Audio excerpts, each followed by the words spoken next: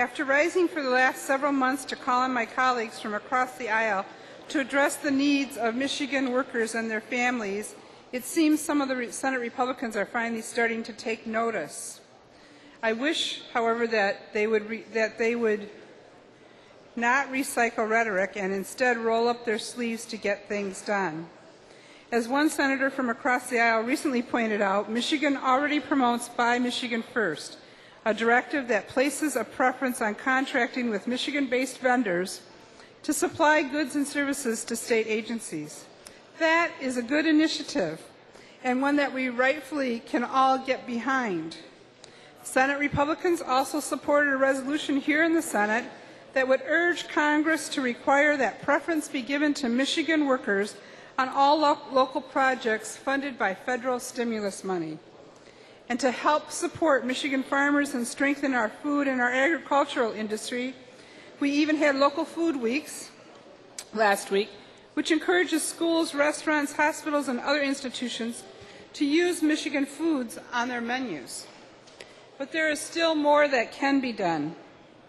We have pending legislation that would hire Michigan first, placing a hiring preference on Michigan workers for Michigan jobs on state-funded projects.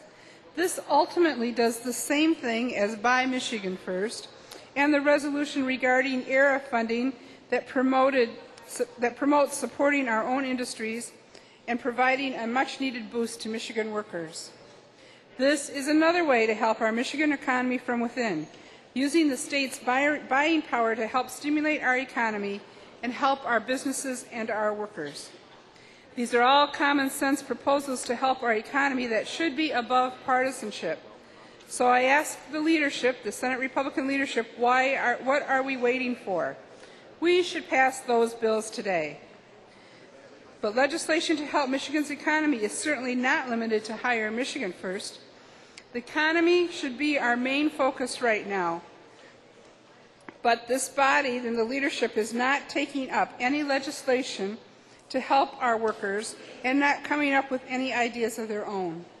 I urge my Republican colleagues to pass bills and offer some solutions to Michigan's economic woes, if they have any, instead of continuing to ignore the plight of our state's working families. Thank you, Mr. President. I ask that my comments be printed in the Journal.